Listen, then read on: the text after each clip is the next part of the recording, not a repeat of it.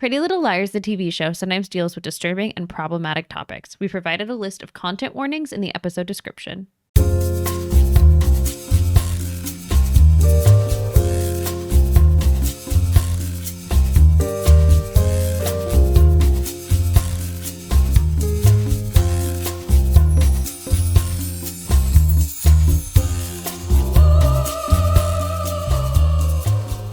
Hello, and welcome to Dead Ends. They just spring it on me. You weren't ready? No, I was making our emotions. Yeah, I thought because you were ready. I thought that was your way of saying you were ready. But it was in the middle of the motion. I was like, okay, he's ready. Let's go. Jump right to it. All right, good. Sorry, continue. Welcome. Hello. Do you want me to redo it? No, you're good. Okay, you're good. okay. I didn't know if you didn't want your arm movement. No, I just thought it just caught me off guard. It was Hello and welcome. I'm Emily. I'm Brenton. And we have... I'm spooked. Which is perfect because we watched the web series, Pretty Dirty Secrets. Pretty Dirty Secrets. Sounds like it should be on late night TV. It really does. I felt like really concerned about like Google searching that. I'm like, this can't lead me to that. Luckily, it is very good SEO. Yes. Well, yeah. Pretty Little Liars was the internet. They made Twitter. Yeah. Elon Musk should be thanking Marlene King. The betrayal. Hashtag the betrayal. That was big. That was big. Anyway, we have that, and then we have the Halloween episode, which is like one of my faves. It is my fave. The Ghost Train, which is actually called This is a Dark Ride. This is a Dark Ride. Ghost Train. I feel like the Ghost Train is like just a better episode. And also now I'm assuming, I didn't look up what the Riverdale one is referencing, but like that Riverdale had that whole arc on the Ghost Train. I think that's like a thing. Right. That's what I'm saying. So like they could have called it the Ghost Train. I know, but we had to put an A in it. Well, I guess train would have worked. Just kidding. Ghost Train. I mean, the A was there anyway. Still elongating it for the betrayal. Okay. But before we get into the meat of everybody's favorite Halloween party, not hosted by Noel Kahn. We have our introduction to Shauna. Oh, yeah. While we take a brief pause, actually, I realized I hadn't shared the new doc that I was taking notes on with myself. So before I interrupted you, you were talking about Shauna. Yeah, we get to meet Shauna. She's seen. I would have pegged her to be just a character for the web series. Now I don't know of like, oh, she's just this new character that we just throw in here for this. But I was surprised to see that she was going to be a future character. Yeah, she's around for a while. Like most. You know, people ebb and flow in Pretty Little Liars. Right. I guess that's a good thing to throw in here is like something rewarding to get out of the episodes. Because then it's like, well, actually her first introduction was on the web series. You also get like, and you can get into it as you retell, but like some conversations that I was like, I wonder, like, I'm really curious as to how those conversations hold up over time. And if maybe things were more planned than I intended, or like, and then I felt like they were when it happened. Not I intended. I did not write the show. I think we should probably put that out there now. Under your pen name, Marlene King. As pretending to be an adult woman when I was barely 18. Or I guess like, I don't know, 1920. I don't remember. But yeah, so this was 2012. Oh, so I was 19. Yeah. Yeah. I was 19. Yeah, I was not writing television then. But I mean now, like being the prolific screenwriter and everything. Exactly. Now that I write so much television, like Garfield and Friends, and I love Garfield and Friends. I did seriously love that show. Yeah, I like Garfield too. That's why I picked it. If I'm gonna say I wrote something, it's gonna be good. Fun. But yeah. So what were you asking me about? Shauna. And then you were talking about how you're curious about how the conversations that are had play out if they do at all, if they ever come up again, because I don't think I watched this when I originally watched the show. Yeah, I think by necessity of what it is, it can't be like immensely impactful. Well, I mean, I say that, but then like I also am a fan of Kingdom Hearts, and it's just like, well, there's like huge lore implications if you play the mobile game. So, I guess that's not necessarily true, but as these types of things go, you usually don't like step on the chronology and like hide big super secrets behind your side thing. Yeah. Well, yeah. And so like once we get to like there's a couple pivotal moments that are going to happen between now and the next A reveal. There's going to be, or like the big A, when you find out who your MLM queen is, if you will, your boss babe or boss bro or whoever it is. I don't know what you'd call a man who is in an MLM, and that's what I was really having a hard time with.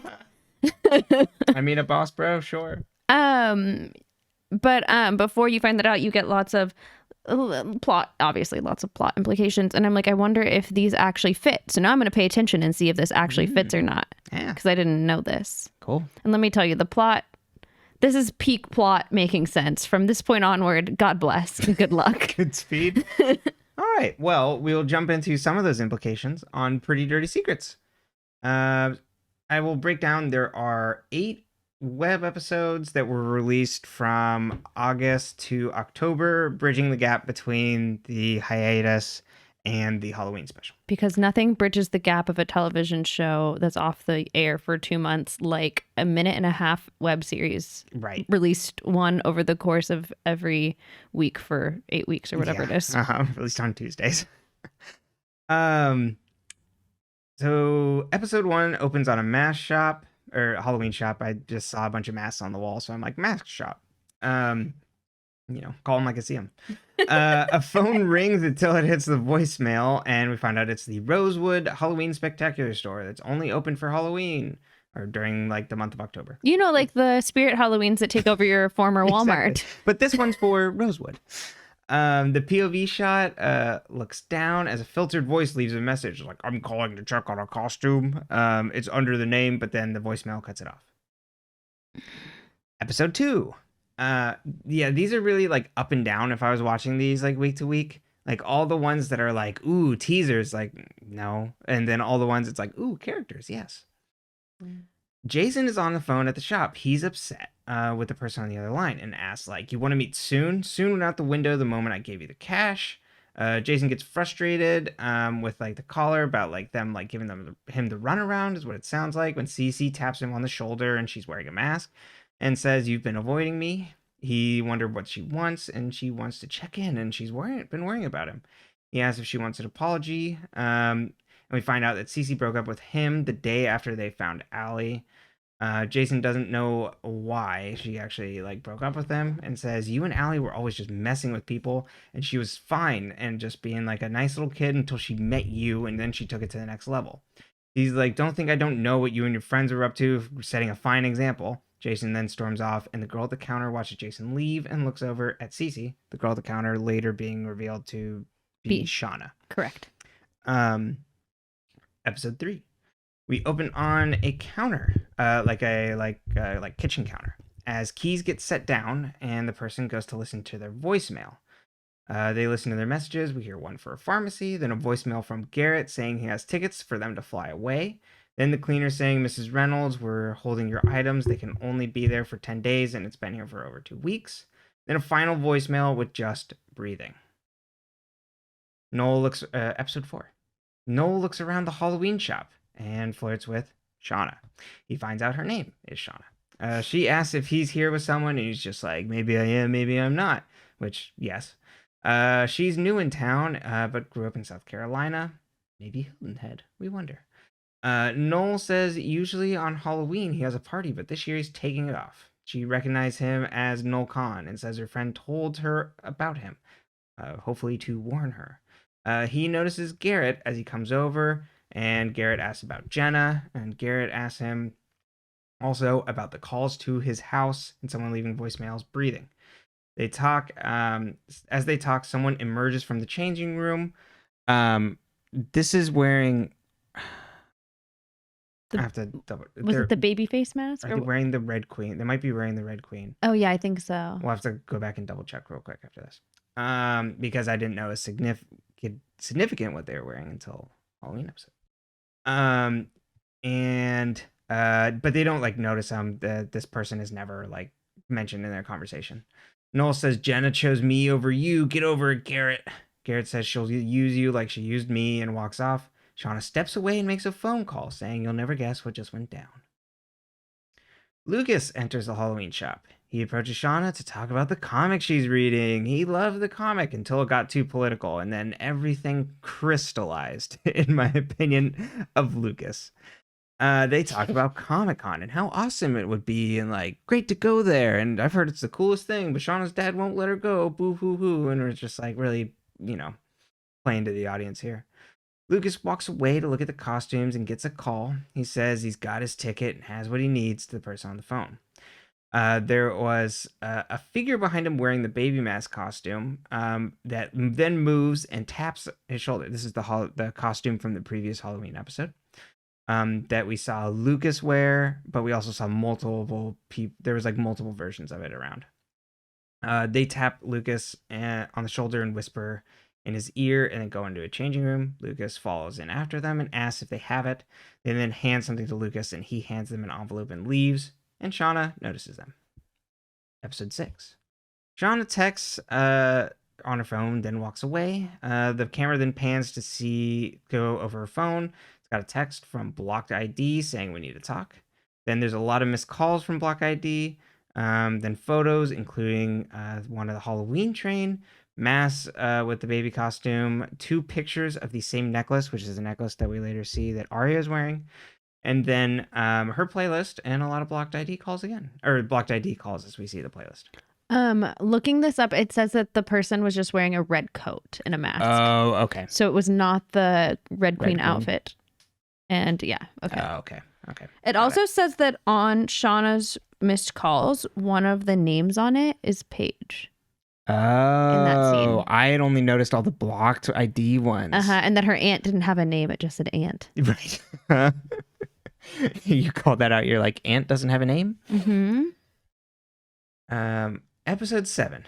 Shauna packs up the store for the night and gets a call. She tells the person to stop hounding them. She needs more time to think. She's like, I'm sure they'll all be in the store tomorrow and then I'll meet them.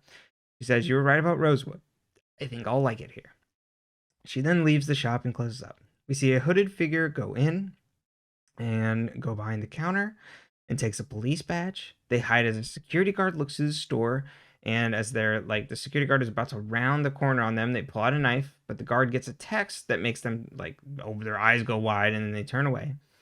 The hooded figure then logs into the store's surveillance footage and sees footage of Cece and Jason talking, then Noel and Garrett, and zooms in on the figure that left the dressing room. Then watches the Lucas interaction. They download them all to a USB drive, then delete all the files and leave. Episode 8. The hooded figure looks at architectural plans and railway maps, and we see an illustrated map with train tracks starting in Philly and ending in Harrisburg, with lots of ominous locations along the way, like Bottomless Lake. Wrap for Pretty Dirty Secrets. All right. Are you ready for my questions? Yeah. How would you have felt as a fan watching these while waiting for the Halloween episode? Yeah, I mean, like, I mentioned it last episode. I would not have watched these. Being like, whatever, it can't like possibly be important, and I would feel pretty like underwhelmed each week. It was like, oh, okay, we gotta come back, gotta watch it. But except for I think the character interactions are good. That gives you like some substantial fodder. I think the ones that are weakest are the ones that bookend it. Mm-hmm. And I think the most interesting one is. There's like still interesting stuff on there. Like I think the most interesting one is like the Mrs Reynolds one. And like I would have assumed that Shauna would have not appeared again had I watched these. Interesting. Yeah, it's interesting like thinking back on web series as a concept of like, oh, we can tap into people now having the internet and they can come watch a short series on their computer. It's cheap to produce. And we just make these short episodes. Isn't that exciting? And we can like bridge the gap between seasons. And like, not pay our primary actors. Right, exactly. And then I doubt they're like paying they're paying the side guests, but I think it doesn't.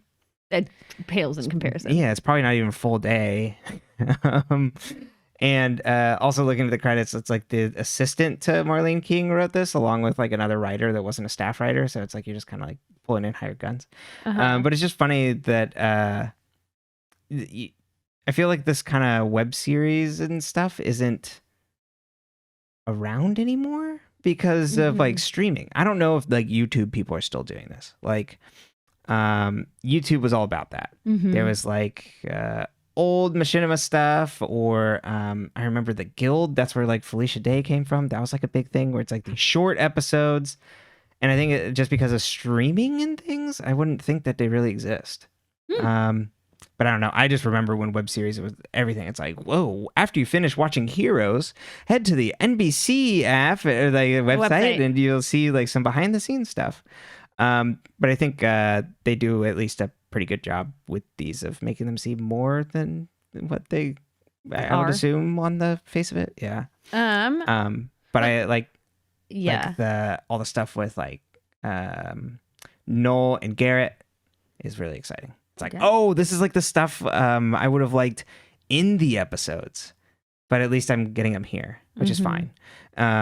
Because you would never really have all these substantial scenes. I mean, I guess they could, but I mean, to pull away from the main protagonist and have these scenes, it's like, okay, these are kind of like left on the cutting room floor stuff. But it's nice to see like Garrett and Noel have it out and you can understand like what their positions are with each other.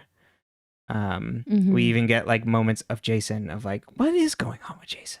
What is going on with Jason indeed? Yeah. And then I'll save it. And then speaking of Jason, what do we think of his standoff with Cece? What's going on there? Why did Cece break up with him? Right. I think Cece is like, you know, a little bit of that master manipulator. We just haven't seen it yet. Okay. So I think there's more to it there. There may be some interest in Jason, but I think we haven't seen Cece's full potential for like messing with people. Well, she did call out his NAT club. Which is like, yeah. And Jason was the one who thought of the idea, right? I think so. And then he's like, well, okay, it got weird. It's like, well, okay, you're talking about filming people, dude. Yeah, it started weird, buddy. Yeah, but she's good at like holding that stuff over them. I wonder if she is fishing for connections as I'll get into later in theory corner of where do you stand with some of your old friends?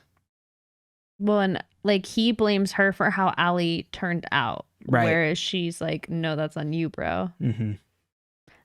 Which, you know, I guess there's probably some like culpability there. He sounded like a pretty shitty brother, at the time, but so I guess that makes sense. But like the connection of like why she reached back out to Jason is interesting. You know, like why now?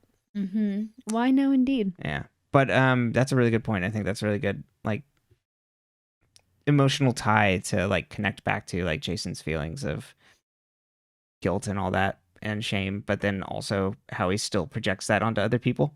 And Cece's like, no. I was just living my life. But it's also interesting on like, well, I mean, I guess we kind of find out who Jason was talking to on the phone. Lucas, probably. That's my bet. Okay. Yeah. Okay. Lucas being a money man for this kind of stuff. Speaking of the phone, who do we think Shauna's friend is that she's calling? I would say, based on the people that come through here,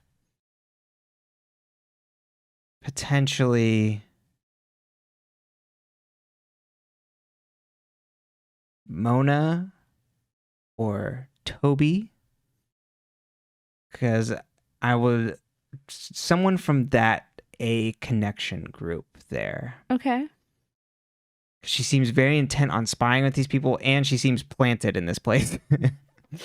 So I think there's some surveillance going on there. Okay. I mean, obviously there's surveillance, but I mean, why these specific people? Who's calling Mrs. Reynolds and breathing into her phone? That seems like a Mona move. I think she would be offended by that. Right. You're just like you're trying to like terrorize someone. Just menacing. Right. And trying to get. She can do it from home. Right. Exactly. From home job. And is intent on messing with Garrett. I think because Garrett's cargo on his back now that Garrett's out of like prison.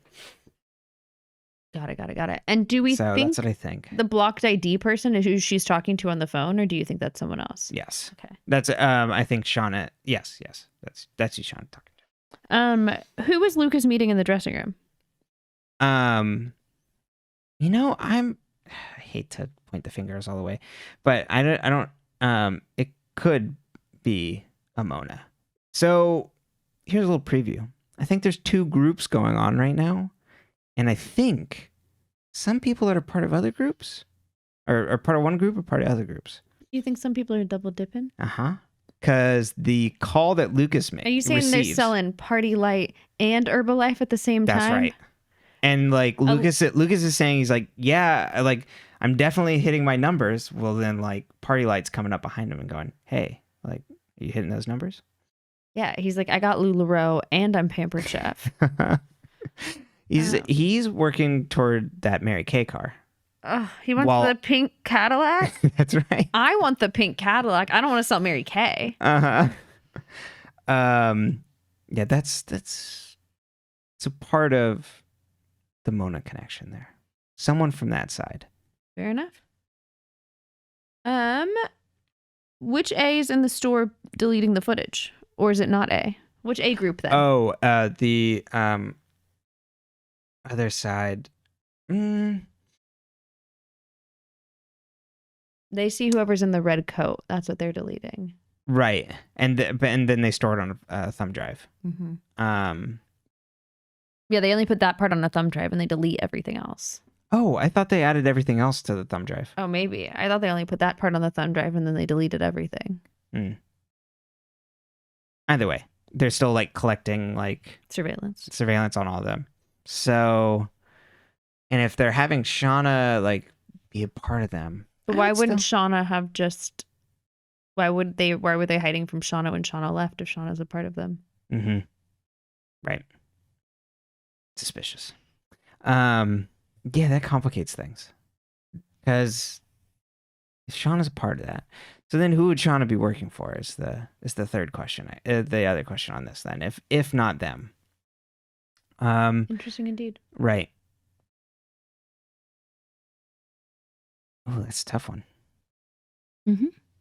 A third person. I mean, probably. There are going to be no straight lines in this show, and I think I need you to understand that. I'm trying to wrap my brain, just like, don't even use the yarn and the pins. It won't go anywhere. I'm going to make a circle on the board. Yeah. It's like, this isn't a triangle. Damn. Yeah. Who would that be? You can continue on with the questions while my brain is last still but not least, who was in that dress and mask in the dressing room that Ace steals a video of in the red coat? Yeah, I assumed that was Jenna. Because of the way that like Noel is being weird and who Noel hangs around with. I assumed it was Jenna in the mask. There we go. Well, you ready to head into the Halloween episode? Yeah, so then if it's not the Red Queen or Red Queen, right? It's not that same costume. Yeah, I don't know what like significant it has then, because it doesn't come up. Where else have we seen a red coat? Oh, it was from the Mona's, like at the end when like Mona's in, she just got locked up and then the person comes to visit her, right? And where else did we see a red coat? A red rain jacket that we picked up from a dry cleaner. Oh, I wouldn't have put that together. So like the potential of being Alison. Vivian Darkblue, of course. Right. But I mean, we have that coat. So like Aria has that coat. So right. Like, I mean, anyone I guess could buy a similar coat. But so this is just also a different red coat. Or is it the same? Whose coat is it? Fair enough. See? There you go. This gives you lots of stuff to chew on. Yeah. I just don't remember if any of it pans helps. out. Yeah, of course not.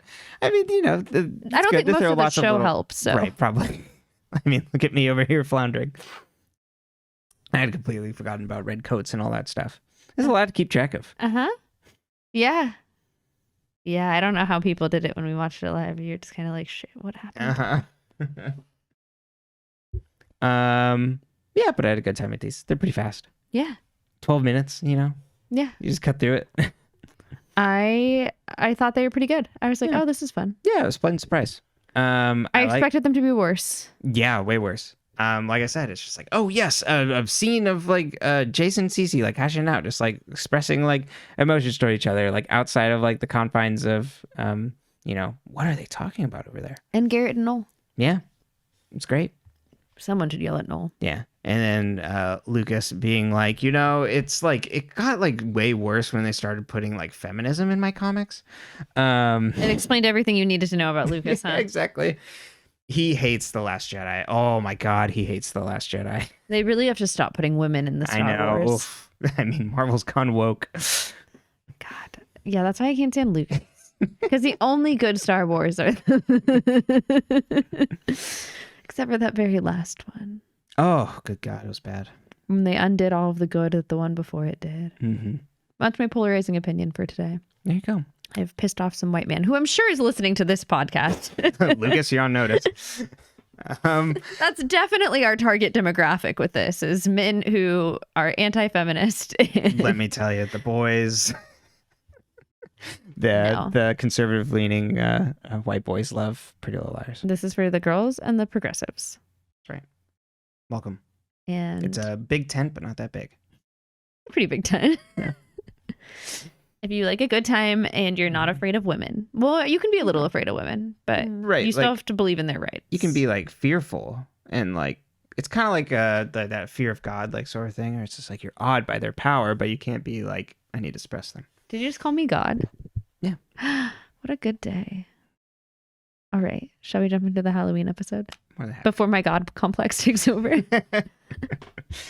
Where she wrests control of the episode from me. Yes, and then I just give everyone my life lectures. Right. Like I've been in control. Pretty Little Liars, episode 60, season 3, episode 13. This is a dark ride, aka Ghost Train. Mona singing in Radley. She paints a paper mache Teddy Bear's Picnic. She's singing the Teddy Bear's Picnic. What is that? I think it's like a little kid song. Oh, okay. So this is a nursery rhyme. I feel like it is. I feel like I knew it outside of this. I don't know. Teddy Bear Picnic.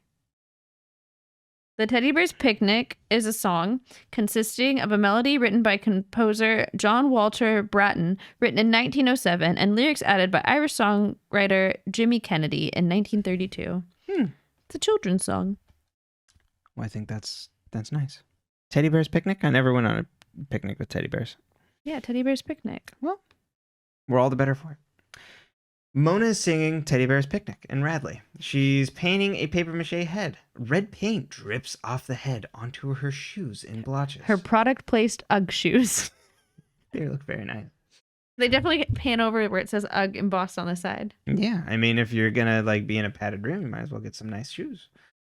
She talks to someone off camera about telling them she wanted to do an art project. Like, they wouldn't let her because of Halloween, but, like, you know, they eventually, like, let her do it. And she just loves Halloween and turns around to the hooded figure talking to them. She then hands them 3 pills and 4 bullets and tells them it's going to be the best Halloween ever. And she'd bet someone's life on that. None of that really comes back around. I mean, I guess Garrett could have been shot. I guess we'll find out. The pills could have been the thing that's crushed up on Aria's thing later. Okay, so you're doing Pretty Little Liars wrong again, and you're trying to make it make sense. You got to give that up, baby. It's gonna be a long season. Next 4 seasons. We'll just lean back in. The friends walk home discussing Halloween costumes. Spencer asks if Emily wants to go to if she thinks it's still a good idea to go to the party, and she's like, I need to. Trauma. Hannah says Caleb is doing all right and is out of the hospital, but they hate having to keep their relationship under the radar. They see a coffin Jesus. Coffin on Clifford Yeardley's yard. And it has Alison's name on it. It was like Alison went to the Starbucks. She has a coffee with her name on it. We don't meet Clifford Yeardley other than we don't see him outside of this. So I guess we'll maybe meet him later. But I don't think so. But according to Spencer, he's a virgin who can't drive. Emily is pissed and goes to take it out on the take the coffin down when the coffin pops open and someone jumps out wearing a skeleton mask and a yellow wig. They run off as the friends yell at them, saying this is why no one will go out with you. They walk off and the figure goes like hee hee hee and sneaks back into the coffin. Again, I thought this might come up later, but I just find it very funny that this just like shithead is just like scaring people on his front lawn, pretending to be a dead Alison. When this episode came out, they referred to it really as a standalone episode, and it really does stand all on its own. Just like Clifford, everyone's favorite character. I'm pretty sure we never hear about him again, but just a giant asshole. Okay. Spencer walks in her house and sees Garrett leaving flowers for Veronica. He says he wanted to tell Spencer something, but then Toby walks in and says, "Hey, you're leaving." Spencer's like whispers kind of to Garrett like, "We can talk later," and Garrett leaves. Toby asks what he wanted, and Spencer says he was going to tell me about what happened to Alison's body and the night she went missing.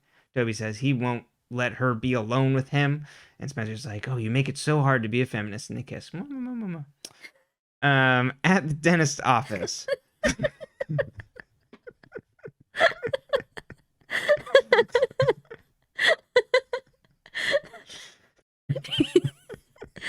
It was really awkward at our wedding when you made that noise at the altar instead of just kissing me. At the dentist office, Hannah and Caleb are sitting in a tree, making out in the supply closet. They discuss how annoying it is to keep their relationship under wraps, and Hannah's like, "Yes, this is the third time I've come in for cleaning in a month." I was like, "Oh, she still works here?" No, even weirder. She's pretending to get her teeth cleaned and taking over their supply closet for hookups. They wonder if the A danger is gone. Hannah says the ghost train won't be fun without you, Caleb. Aria tries on a necklace, the one seen in the photos in the web series. Fitz then comes home and he's like, "I can't go to the party. I have a meeting in Philly to ghostwrite a biography at night." Aria understands, but is sad. Open on the ghost train pre-party. Hannah enters dressed as Marilyn Monroe. It's also like he found out he had this meeting that day. At nighttime in a different city. Mm-hmm. Yeah, suspicious. I guess I don't know how they do it in the book world. But we have our meetings from 9 to 5. No, I mean, again, I guess he could have I'm going maybe like a dinner. Exactly. Hannah enters the party. Lucas is taking photos dressed as a photographer, and tells her beautiful. Hannah walks over to... Did you say what Hannah was dressed as? Marilyn Monroe. Oh, I didn't hear you. So that's why I was like, did you say it? Mm-hmm. Okay. I just wasn't listening. I was still laughing. It was very funny when we were like watching this. Oh, sorry. I keep messing with the camera. You moved me. When we were watching this and I was like, "Oh, who's this person dressed as? Oh, who's this person dressed as?" And you're like, "And Lucas is dressed as photographer." That's what it said on the fandom or wiki, whatever. He isn't anything. It says Lucas is dressed as photographer. Hannah walks over to Aria, who's dressed as Daisy from The Great Gatsby. Not Emily's favorite novel, but she won't hold it against her. I just don't like Mr. Fitzgerald. F. Scott. F. Scott. He can go take that first letter and do, Right. But if there's anything that we know from Hemingway... Mm-hmm. I said he has a perfectly average dick. If you've never looked into that, I 10 out of 10 recommend doing a little Google deep dive and learning about the time that F. Scott Fitzgerald allegedly, and this is all hearsay, I think it is in Hemingway's autobiography or something. I don't remember. You'd have to look this up. It was written down. Right? It was written. It's part of a book. I'm pretty sure, Hemingway wrote about it. But once again, you might Google this and find out I'm wrong, and that's okay.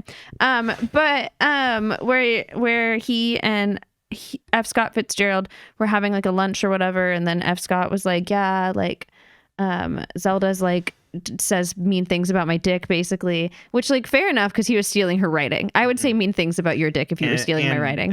Emotionally abusing her. Yeah, well, and many other things. The man was a problem.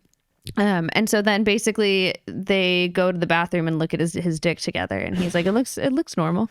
And I think they compare it to like sculptures too, because I think they're in like a museum. Oh, it's so good. It's such a good story. And then there's also, you can Google and find like writing Hemingway wrote about F. Scott Fitzgerald, and it's like, he was so obviously enamored by this man and pretended like he hated him that it's like very romantic. He's down bad. And it's like, he's like, he has a face that would be attractive if he was a woman, you know, like it's very specific. And it's really fun to read and to be like, wow, these men who they forced us to read their writing in English class were just really sad, drunk men who didn't know what they were doing. Bro, I'm sure it's great. Let's go into the bathroom right now. You drop trow and I'll see it. That's absolutely normal, man. You want to see mine? Like, it's just... And I love that. I like that. I like that closeness, but it's then that they weren't admitting that closeness, you know, then that he's pretending like he's not like in love with him a little, or maybe just like, maybe like, maybe he's just like, you know what? I do think men are beautiful, and like, you're allowed to feel that way and to not have it mean anything too. You know what I mean? Like, there's lots of ways that, but they were all so afraid of their feelings. And then we had to read their books. Yes. And let me tell you, Hemingway, even then, I'm not super, I can't remember anything that I really enjoyed by Hemingway. But The Great Gatsby is one of the worst books I've ever read. You heard it here. I hated it. Second hot take of the day. I took an AP literature class, and I said that, or language, I don't remember, whatever one you take junior year. And I said that I didn't like the book, and my teacher accused me of not reading it. And I was like, because I don't like it. And she was like, yes. And I was like, And then I got a 4 on the AP test, so she had to give me an A. So, yeah. Who won? In short, F. Scott Fitzgerald's not my favorite. You should Google him, though, and find out about his fun times with Hemingway. And have a good giggle. His perfectly fine penis. It's fine. I don't know what Zelda told you all. Also, if you ever want to read Save Me the Waltz by Zelda Fitzgerald, it's actually very fun. 10 out of 10 recommend. There you go. Poor woman. Well, back to the episode. Open on the ghost train. Oh, we already there. So Great Gatsby. Aria dressed as Daisy. Noel and Jenna walk over. Jenna is dressed as a pirate and wearing an eye patch, and Noel is dressed as a prince, not the singer. Noel says he decided against having his party this year, and then starts making out with Jenna. Anna and Aria are like, good God. They turn to see someone dressed in the baby mask costume from the year, like that previous Halloween, and Aria's like, it's okay, it doesn't mean anything anymore. Spencer and Toby enter dressed as Humphrey Bogart and Lauren Bacall from To Have and Have Not. We have not seen a movie, but Spencer then comes in and says a line like referencing, it's just like, you know how to like, is it wink? Whistle. If you need me whistle, you know how to whistle, don't you? Yeah, and then walks over. I'm sure it hit if you've seen it. It sounded a lot like Casablanca, but I'm interested in watching the movie. Yeah, I liked Casablanca. I'm okay with watching a remake. Yeah, fair. You know what? Spencer walks over to Hannah and Aria and says she didn't have a chance to talk to Garrett. Noel makes a snide comment, but then starts choking on a piece of food he was eating. Toby then comes up and he's like, hey, what's wrong, man? Goes to help him, and Noel falls to the floor. Spencer then bends over to help him, but a toy pops out of Noel's chest, and he starts laughing. Emily and Paige enter dressed as, Emily's dressed as Barbarella, and Paige is dressed as Marlene Dietrich. Jason then enters as James Dean, which we both agreed was the best costume ever for someone who kind of looks like James Dean, because you just kind of like put some mousse in your hair, you wear a white shirt and a bomber jacket. Yeah, I was like, wow, I didn't realize how much he looked like James Dean until they did his hair that way. And then I was like, oh, there's no other costume for this man. Yeah, pretty much. Lucas, the friends wonder when Jason got back in town. We see Lucas talking to Jason, and Spencer is going to go talk to him, but the announcement for the shuttle to leave for the ghost train sounds, and everyone goes to leave. Ashley lets trick-or-treaters into her haunted house that she's running with Ted at her house, and they're having a great time together. Everyone boards the ghost train. The lights turn on in their car to a band playing. Adam Lambert, apparently. Musical guest, Adam Lambert. Thank you. At Radley, nurses check on Mona's room. and see that someone's sleeping, but then the camera pans to show that it's the papier-mâché head in the bed instead of Mona. I need to finish that Weird Al movie, but they had a joke about like a straw man being in a bed, and that's what it makes me think of. Oldest trick in the book. I was too tired to finish that movie. It was a very fun movie, and you know, we had to go night-night. I was just like, I'm too tired. Back to the ghost train, and the song keeps playing. They're still playing. Adam Lambert's having a great time. We see that the baby face mask is in the back of the crowd. Someone dressed as the Phantom of the Opera moves to the crowd and grabs Hannah's butt, and she turns around and chews him out. Spencer notices the person do this.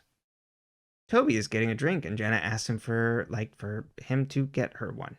She asks how he likes her costume, and Toby says, I preferred you like this, and covers her other eye with his hand. Because she's wearing an eye patch as a pirate. And she gets pissed and slaps his hand away. Dark Toby. That's the most brother-sibling relationship we've seen out of them, though. Uh-huh. And just so you know where this relationship's at, Jenna, don't get other ideas. Spencer is stopped by Jason, and she's surprised he's around and asks how he's doing. Jason says he was going to stop by to see her earlier, but Garrett was there. Says just because Garrett is free doesn't make him innocent. Jason then notices Lucas and goes, excuse me, and goes to follow up with him, and Lucas walks to another car. Back to Adam Lambert and more dancing.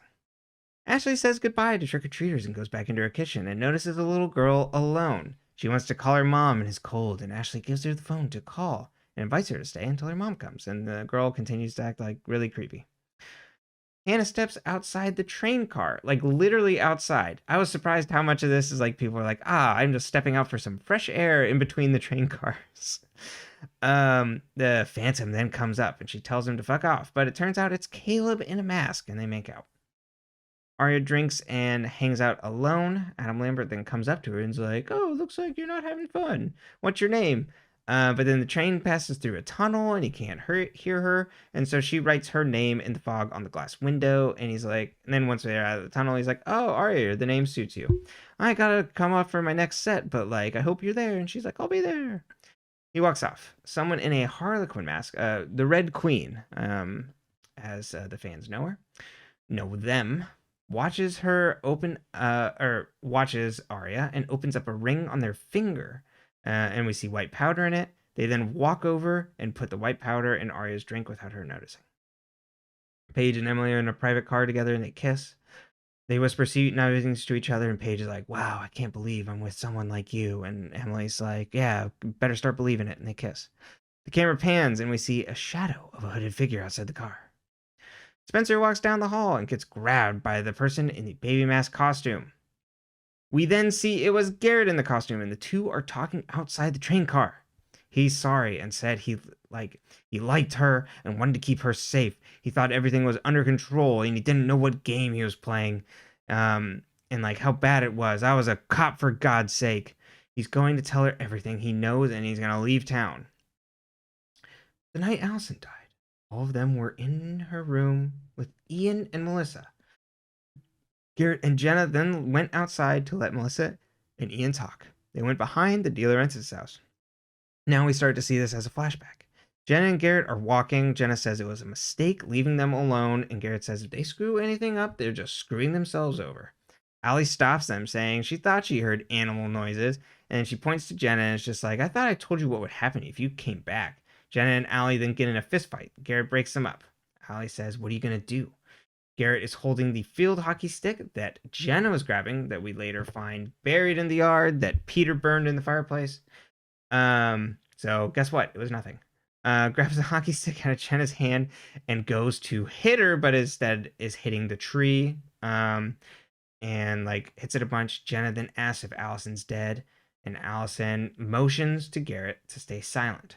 Garrett says he took care of it, and they leave. Garrett then says he came back later to check on Alison, and then he saw her talking with Byron. He says, you don't know what you're talking about. Byron says you don't know what you're talking about. You try and act adult, but you're like still young. And she says, you don't know what I'm capable of. In the present, Spencer wonders why Garrett didn't say anything about this. And Garrett's like, I would have if Veronica hadn't cleared me. Alison was alive when I left. Spencer says, you're going to tell Aria when I bring her back here. So you stay right here, okay? Garrett says, where do I have to go? All but sealing his own doom. You could have went together, gone to see Aria, and then we'll come back out. You stay right with me. No, Garrett, you stay outside on this train car where someone could potentially push you off. That's what I thought was going to happen.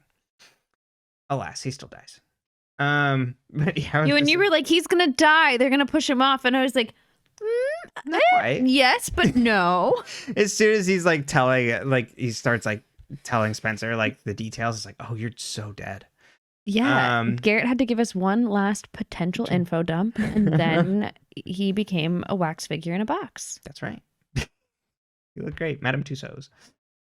Spencer wanders down the car. Aria paid a lot of money to be in that box.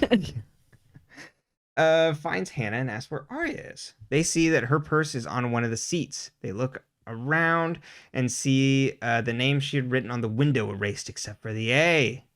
They get a text from A that says, guess who's not going to make it to the end of the line? Aria wakes up in the dark with duct tape on her mouth and hands, and she screams for help. Emily walks down the cars but can't find Aria anywhere and sings with the other two friends. Hannah and Emily don't believe Garrett at all, but Spencer does. Emily says we need to find our respective partners also. Spencer goes to work her way back to Garrett as the other two go to look for their significant others. We see that Aria is in a wooden crate, vertically stacked, and she knocks it over. Hannah grabs a fan of the offer person and is like, Caleb, we have a situation. Here, we need to find Aria. The Phantom is weirdly pushy about trying to get her to hook up, and then Hannah notices Caleb from across the party. She pushes away and then rips off the first mask on the new Phantom of the Opera, and this person is revealed to have an Alison mask underneath with a blonde wig on. The other person runs off. Ashley goes back into the kitchen to find the little girl gone and asks Ted if he's seen her. Ted says nobody came by looking for anybody, and Ashley then goes upstairs and hears a noise. She finds the girl in Hannah's room. The little girl says that she reached out to her mom over the phone, but her mom cried. The little girl says her and her sister always fight. Do you think my sister is actually essentially just saying bad things, that I did bad things to my mom, talking shit on her. And Ashley touches her hand but recoils at how cold it is. She covers the girl with a blanket and she calls Ted up, but when Ashley comes back into the room, the girl's gone and the blanket is folded on the bed. She's a very polite little girl. Very polite. She folded the blanket. Yeah, very polite ghost. She appreciated the hospitality. Spencer finds the baby mask on the ground and opens up the car door, but the Red Queen jumps out and attacks her. They fight as the Red Queen tries to get her over the edge of the train car, but Spencer is able to fight them off and goes running, but then hits a jammed door. They continue to fight until Paige runs up and attacks them, and the Red Queen fights Paige off and runs away. Paige checks in on Spencer and finds a red fingernail in Spencer's hair. The red fingernail that we saw from the up close look at the Red Queen when they're Queen of Hearts. Queen of Hearts. Apologies. Yeah, I don't know if I called it the Red Queen. That might have been on me. That opened up the ring when they were drugging Aria. Mm-hmm. Aria gets the duct tape on her mask, on her face off, and rolls to find Garrett's corpse next to her. Excuse me. Aria finds a protruding nail in the coffin and uses it to start cutting the tape off her hands. This is the first of many great Aria screaming scenes. Good Lord, yeah. I mean, they're like, okay, let's see. We've put Spencer through the ringer. We've put Emily through more than enough ringers. It's Aria's turn. Mm-hmm. Spencer and Hannah sync up on Paige, knowing about A now, and Hannah's was that a good call? Telling Paige about that, and it's well, she saw what happened. They wonder about A having the double costume, and obviously knowing about Caleb's costume. Spencer wonders if the fingernail was meant for, they're wondering if, the gender of, the person that, wore the fingernail. Paige and Emily come back. Paige is going to the front to meet with the other partners, safe and sound, and Spencer thanks her, and Paige says, my pleasure. Aria cuts at her restraints, but feels the crate move. Paige wanders through the crowd as Jenna comes up. Paige asks if she's seen Aria, and Jenna says no, and they, have this, weird exchange. Jenna, kind of, seems knowingly. And then Jenna sees Lucas's camera set down on the side. Aria's crate gets set down. We hear whispering from 2 people and see the train car door get opened and the crate start to get pushed out. The other 3 friends wander down the cars until hitting a dead end, when we find Aria's necklace on the ground outside the door.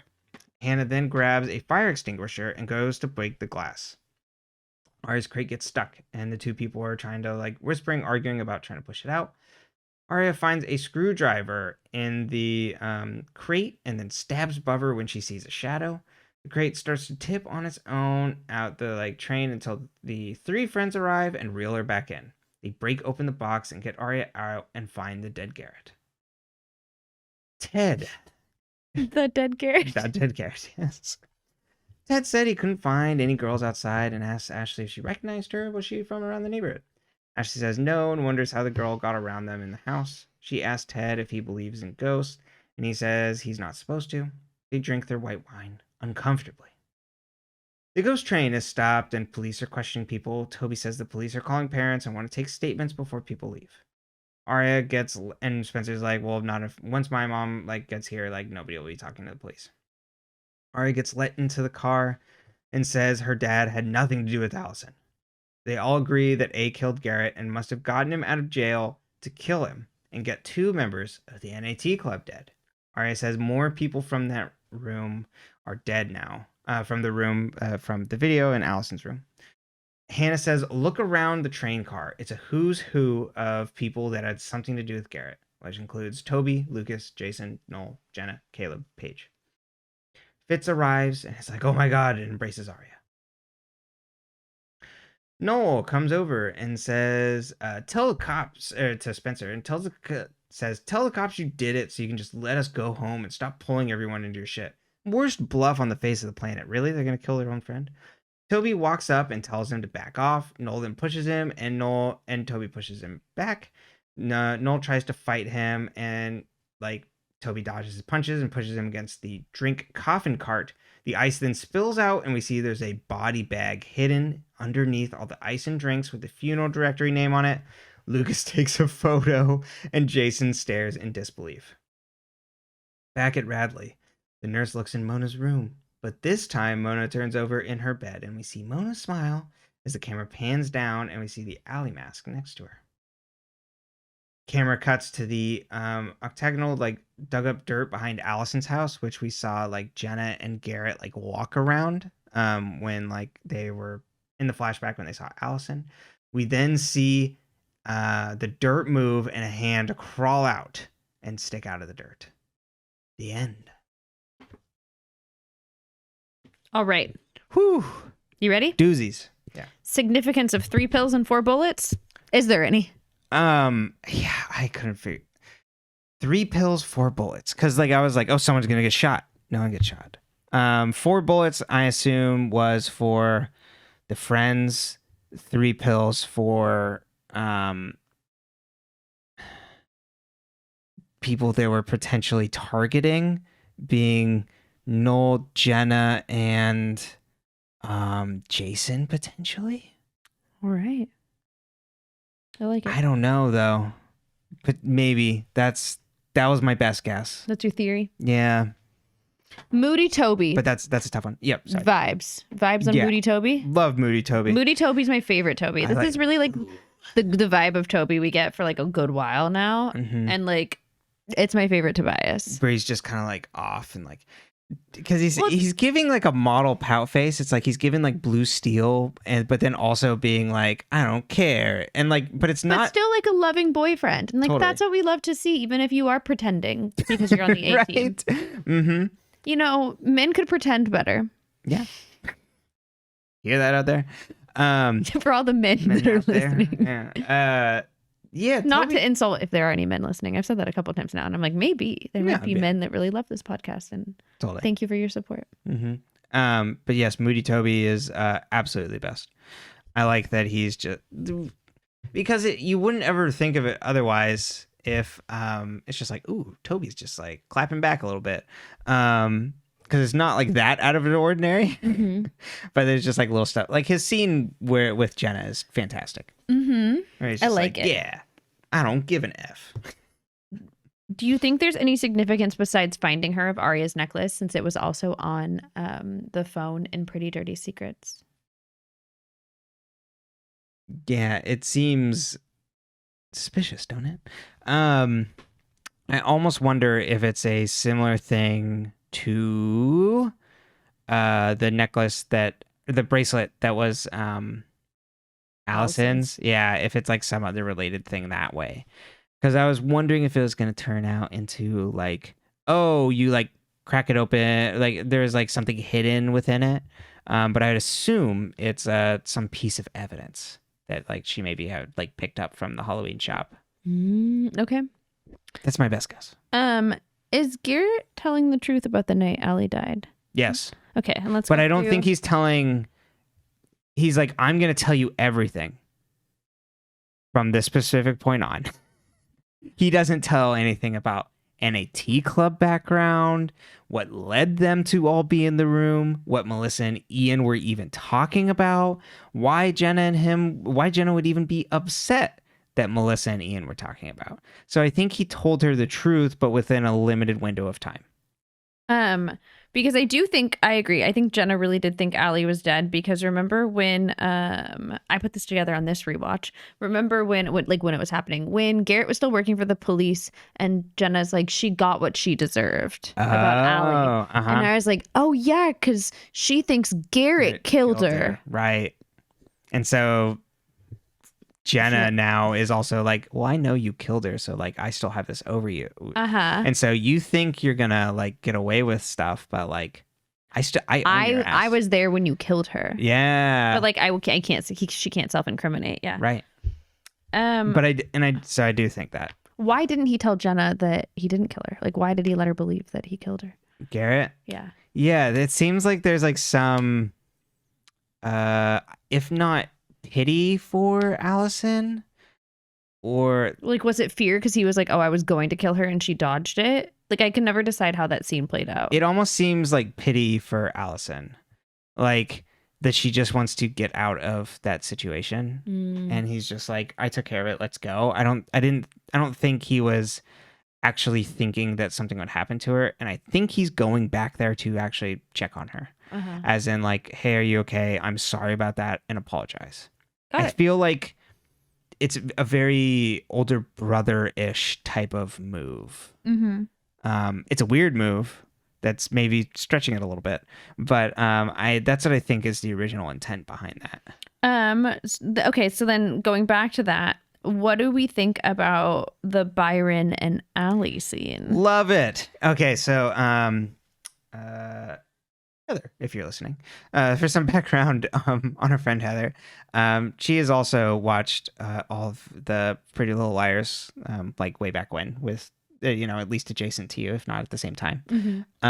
But she would always like joke when I'd be like making like A theories and stuff, that it's just like, oh, it was Byron. You gotta gotta mess with Byron. And I'm like, oh, okay, like now, like getting to this, I'm like, okay, you could kind of tell like some like half truth like stuff about this and like still like connect this back. And I'm like, all right, I see what you're doing there. So very good, very good play. I think it's fantastic. She planted one Easter egg that's in a comment that you won't get until the very end of the show. And I saw it when she did it, and she knows what it is. And I'm so excited. And if you've seen the show all the way through and you want to look through our videos for the comment, and if you haven't had enough puzzles, yeah, if you would like to, and if you like it, or like I'll go look and see like if you like the comment, and I can. Even if I saw the comment, I'm not going to understand, right? No, you're not going to get it. Okay, cool. No, you literally could not make this up. Like it is baffling. Yeah. But I love implicating Byron. But what I think is actually happening is that Alison is threatening him over the affair because of her friend, like Aria. I think it's literally because of Aria. They're like, you can't get away with this, and like, I can take an adult down a peg. You don't know what I'm fucking capable of. I can terrorize grown men. How old is the actress now? 14, 15? Yeah. And so it's great, and I love having just Byron's such a worm. just such a pathetic worm.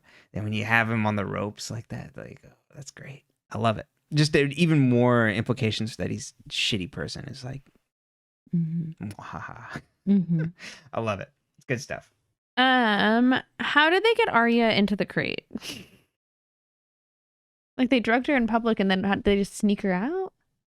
Yeah, we're gonna take her to one of the back cars so she can rest. Uh-huh. And no one really.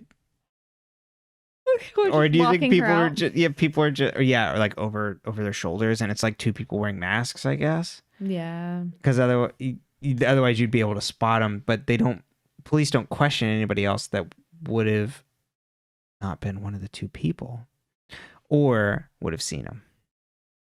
So maybe they could have been mask off and just walking away. Who I don't think it is. But we can get to that later. Who was in the Alison mask under the Phantom of the Opera mask? The answer is given to you in the episode. Right, of Mona. Like, but it's so funny because it's, as you mentioned, it's just like the body shape doesn't look right at all. Like she's the Phantom of the Opera mask person that she like is weirdly grabby toward her is like taller than her. So is there like multiple people wearing Alison masks there potentially? Or was Mona wearing some really good heels? Or was Mona in the coffin the entire time, actually? I'm at Clifford's. I was like, Mona's in the body bag? No, not that. The fake one on Clifford's lawn. Oh. You know. Everybody hates him. But it could be like someone completely else. Someone completely else. But our best guess is Mona. But the body shape doesn't fit. Welcome to Pretty Little Liars, baby. Yeah. Is the little girl at the Marin household a ghost, an A-plant, or just like a neighborhood kid that snuck in? I doubt it's going to come back around in any meaningful way. So I'm going to go with ghost.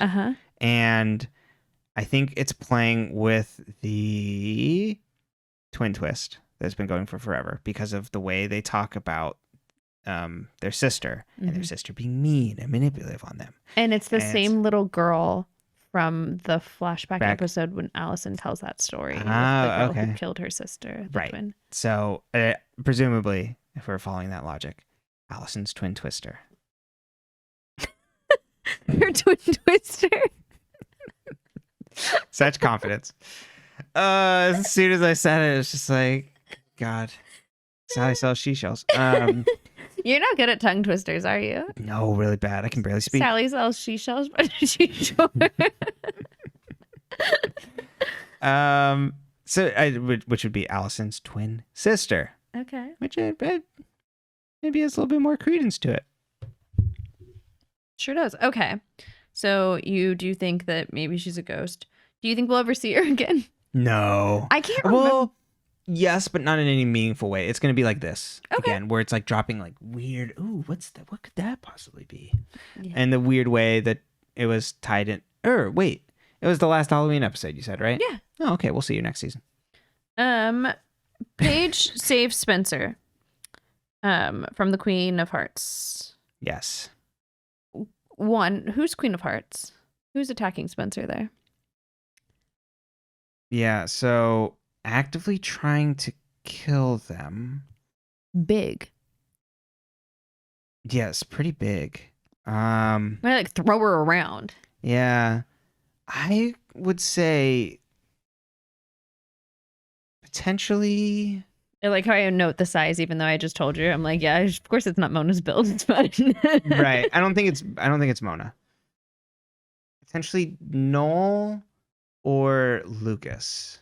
Okay. As part of that group of Jenna's cronies. And then my follow-up. Why was Paige there alone in that area? Right. If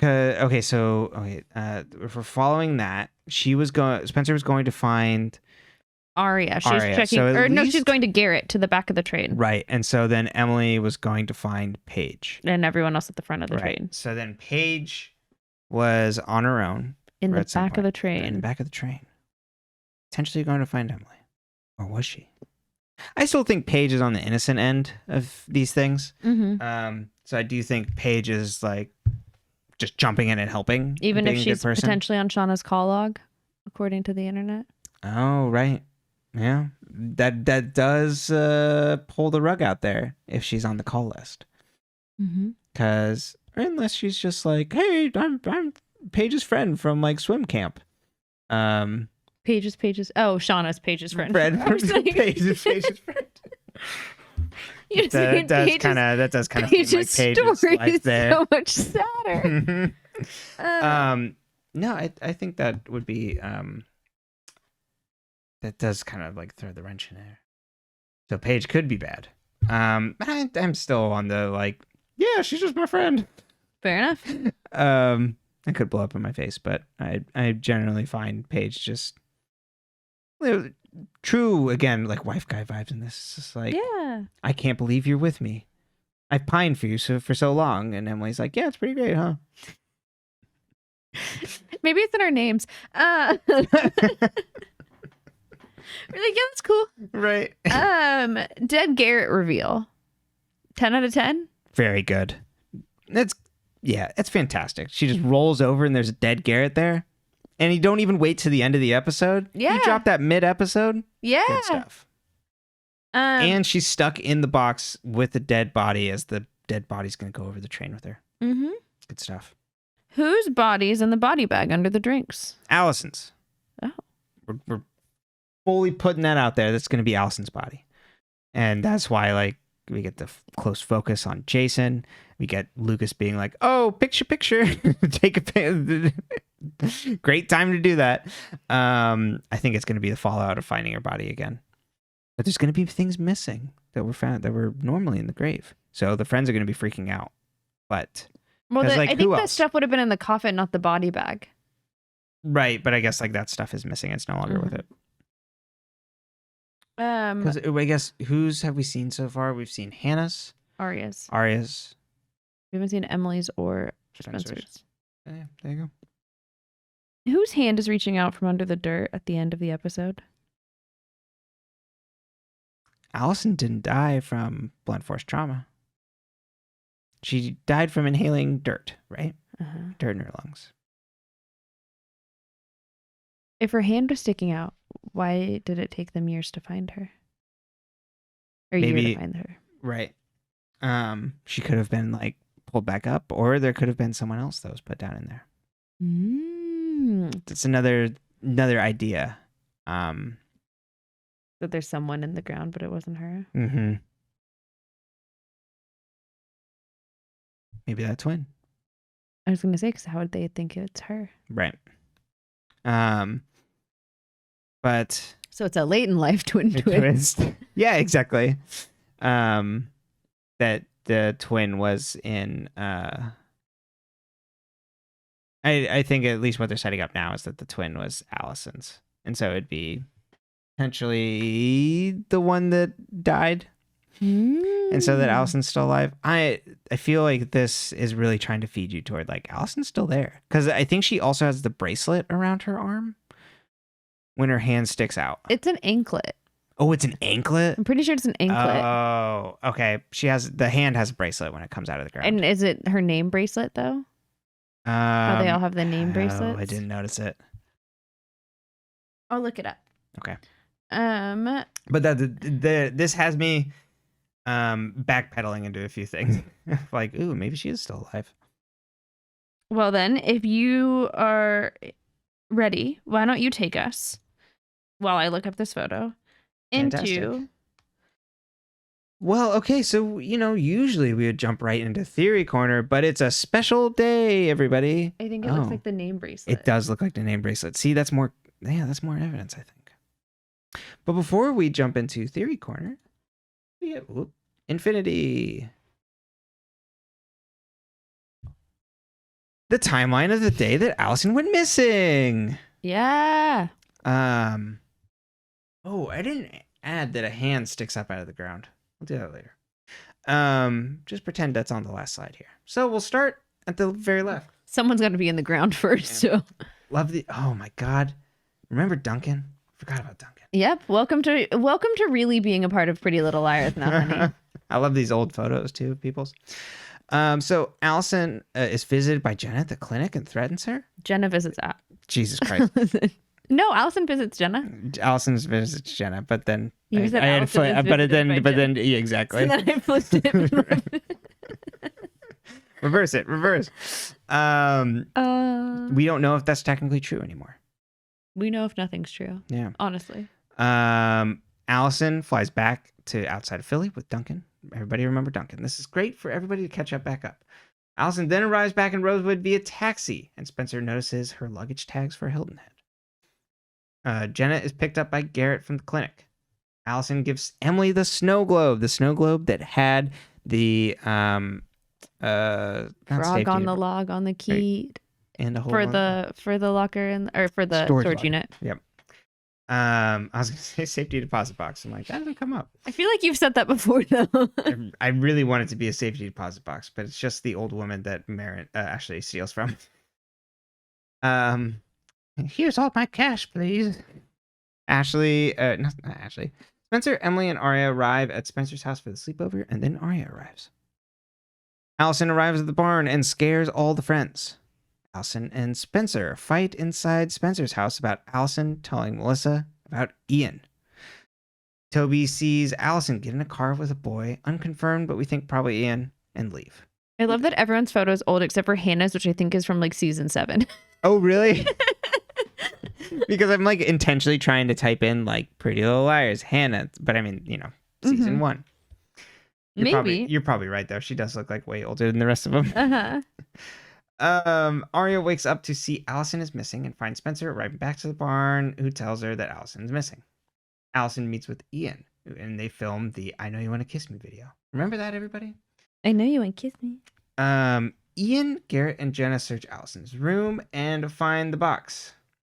Ian sets up a camera, and Garrett and him fight over it.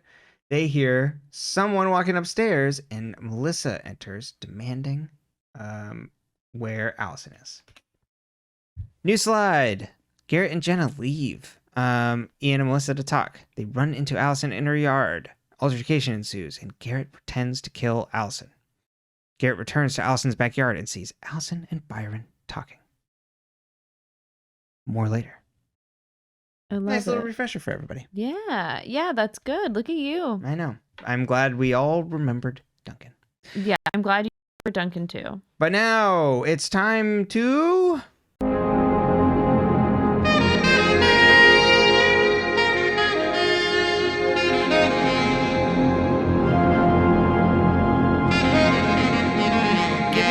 me the theories. Theory Corner. Welcome to the Theory Corner station. I've talked about the A-Team. We've talked about the A-Team. I even made an entire opening for it last episode.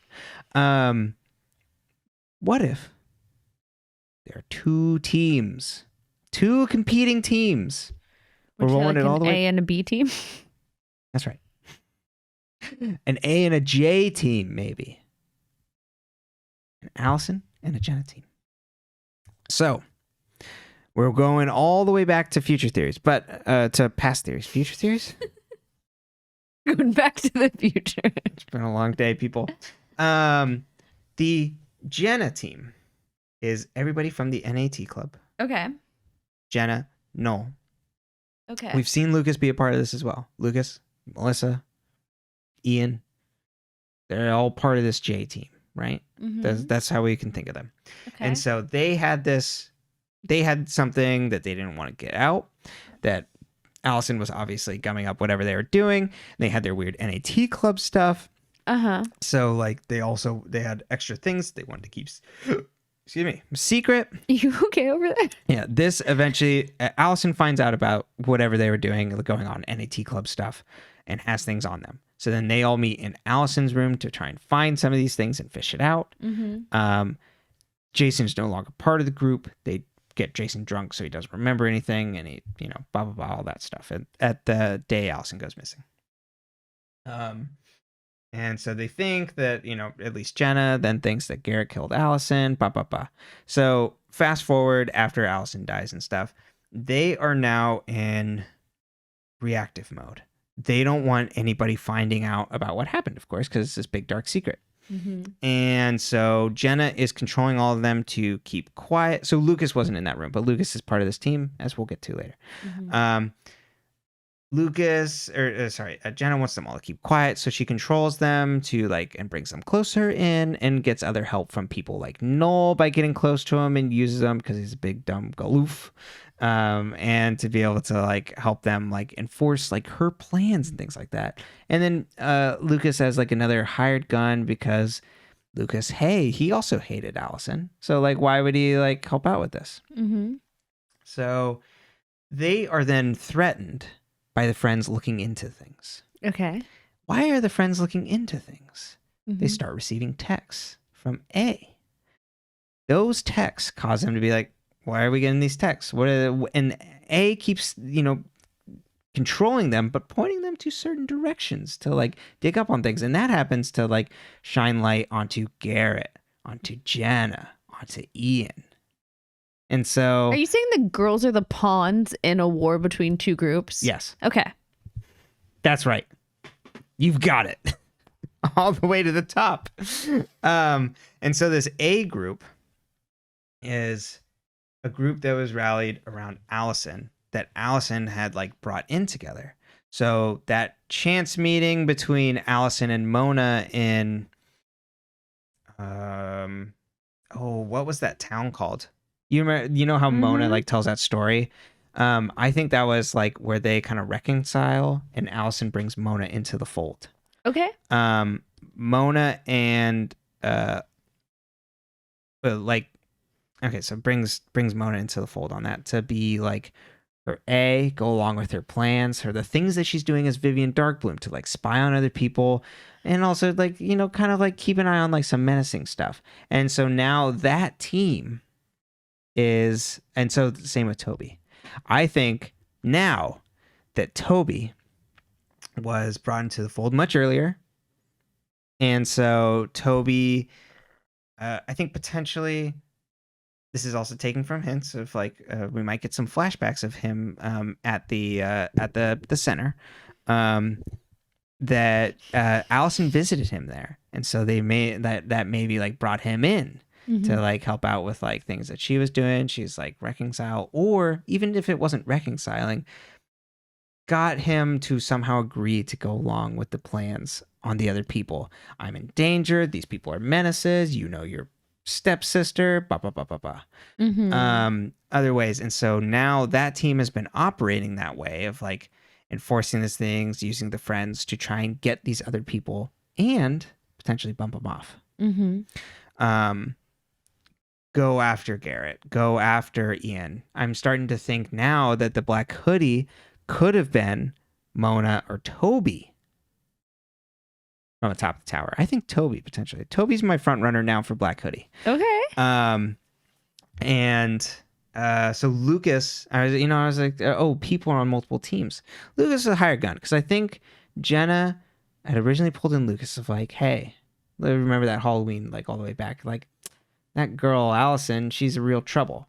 And same with Mona. I think there's like this camaraderie there over Alison. But I think Alison had helped pull like the wool from their eyes on like things that like Jenna was doing, this other crew was doing. And so they've been continuing to operate against them, and maybe Jenna even burned them in the past. And so Jenna is still, say, connected and controlling them, but they're doing their own operations to still try and like sting Jenna. So I think the Toby thing, Jenna doesn't know about that. Okay. Toby is like operating, he's like that like silent spy, like working on the other side. And then like while Lucas is, I think this is helped by the web series that we see, like Lucas talking to two people. So Lucas is running for, the reason Lucas is so stressed out and dark is because he has to play both sides. He's in deep. Where Mona's locked up and it's like, well, you have to work for me, but you have to do this. Like he's running drugs, but then also has to like report back to Jenna. And we also saw him like meeting up with them at the party when the Black Swan was there from the end of the season. And so, yeah, and we still don't know who the Black Swan was. Right. Well, it was Melissa, wasn't it? Mm-hmm. Yeah, I think we got confirmation on that. I don't know if we ever got confirmation. I thought Melissa says like, "Oh yes, that was me wearing it." Like I was told to wear this to go there. And yeah. You're right. I'm a liar. Yeah. Well, this is the first time I've when either of us have misremembered something that I've got it right. So the batting average. I just wanted to be a pretty little liar too. Oh, okay. You are a pretty little liar. Thank you. I try not to lie. And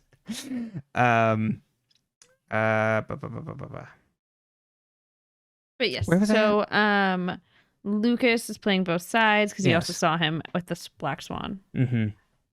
And Jenna. And so he's been doing that stuff, and that's why he's like uber stressed out. Because he's going gray. Exactly. He's Leo DiCaprio in The Departed.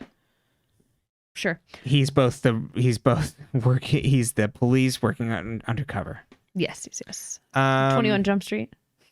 Exactly. Yeah, he went back to high school. Lucas is actually like 30.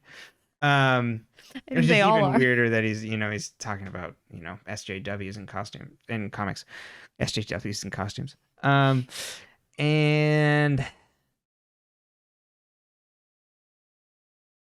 oh yeah, okay. Sorry, you got lost in your own tangled web. I channeled so much that I've got it all out, and then the energy just left me. I love it. So that's where we're at. So that's your theory. That's my theory. Oh, and so there can be multiple ways, like texting them, like having, like, messing with them. I accept. Sounds fun. And then in terms of, I think Red Queen is related to the J Team. Queen of Hearts. Queen of Hearts related to the J Team, because I don't think A Team is actively trying to kill the friends or take them down. Okay.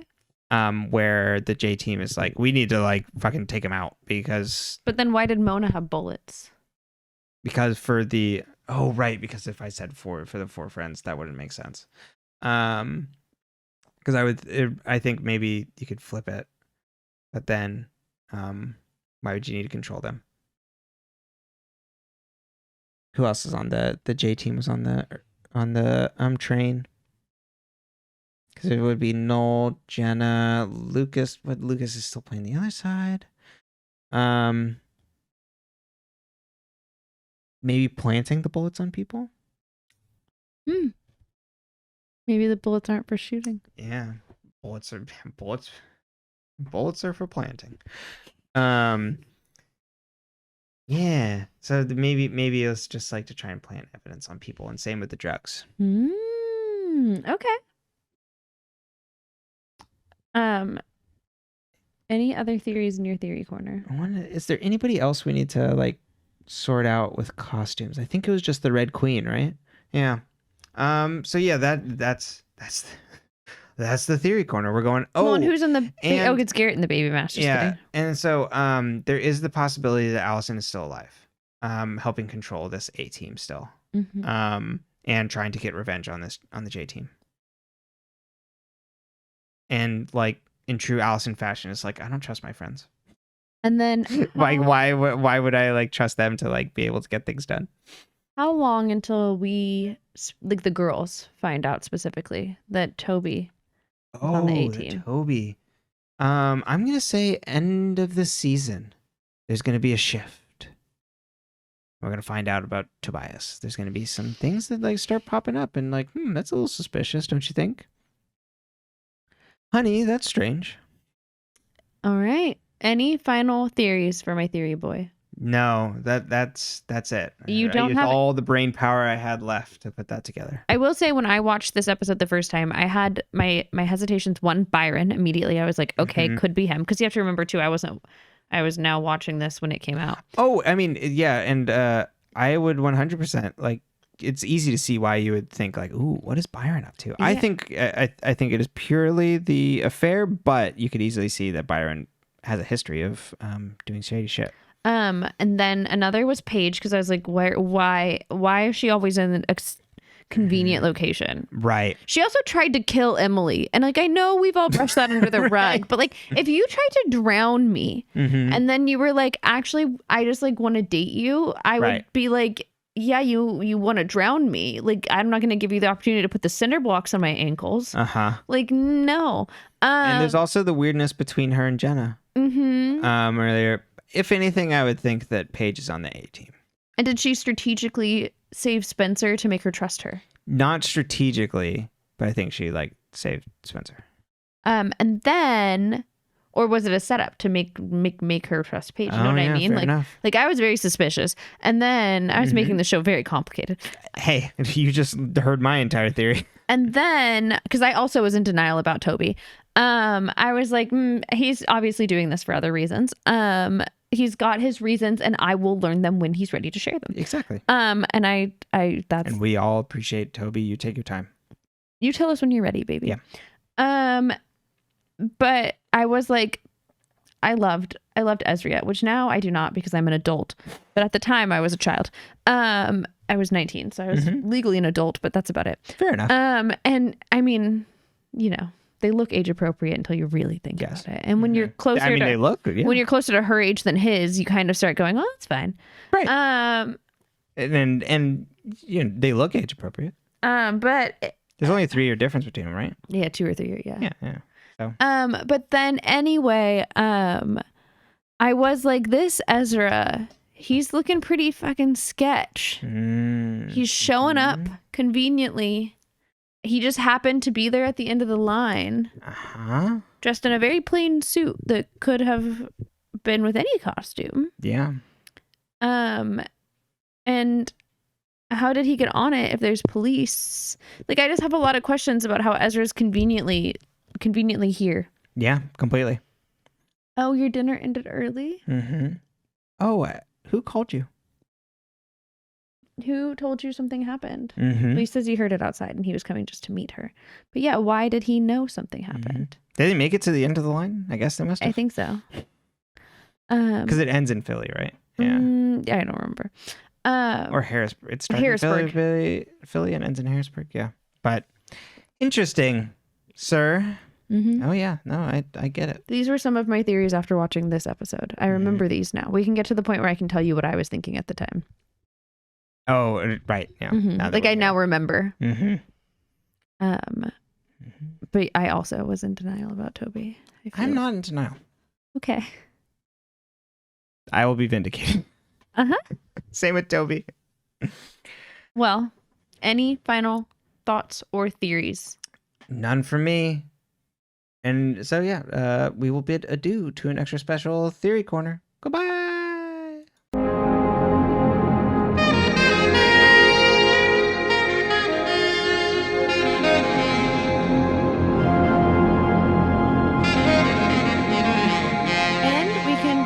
To an extra special episode. Yeah. This was very fun. It's a good episode. Yeah. Do you see why it's my favorite? I do see why it's your favorite. They have dead Garrett in a box. Yeah, and they get everybody on a train. And it's a costume party. If there's not at least 3 costume parties per season, I don't want to watch it. Closed room, it's great.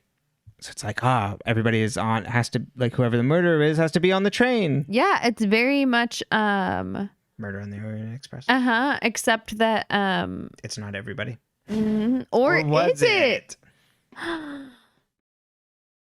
Well, I guess you'll have to wait to find out. If we ever get answers. Yes.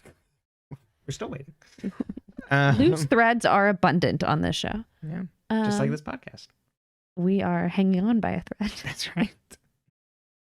Well, nope, that's it. Cool. So if you want to find me, Brenton will put my link tree in the descriptions on whatever podcast player you happen to be utilizing, whether it be a, sorry, my nose is so itchy. I was scratching the outside of it the whole time and I was like, it's going to look like I'm picking my nose. Which there's no shame if that's what you do, but that's just currently not my vibe. But nose picking aside, you can find me if you want to watch my TikToks or you want to hang out or send me messages on Instagram. All of my social media will be linked in that link tree.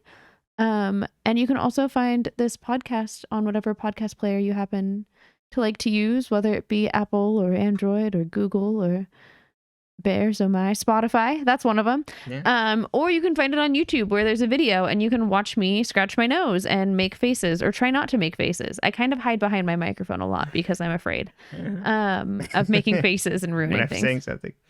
Yeah, I'm like, ooh, okay. I think I've gotten really good at the impassive, like, yeah, you've been great. I haven't picked anything up yet. I know I haven't given anything away, and that's saying something because I have a very big mouth. But you can watch that on YouTube. It is Dead Ends, right? We have an @ now. It's just at Dead Ends. At dead_ends. Dead_ends. Yeah, someone already had Dead Ends. Oh, rude. Give it to me. Gimme. But yes, that's my plugs. Did I do good? You did all the plugs. Yeah, you did great. Well, cool. We're still here. We're gonna find out everything. Whoever's calling on the other side of the line. Oh, that's pretty good. Thank you. That's your best one, I think. Mm-hmm. This is Toby. We believe you. Toby, believe you. He didn't say anything. What is there to believe him on? You believe in him? Yeah. Oh, I'm sorry, honey. Byron, you're on notice.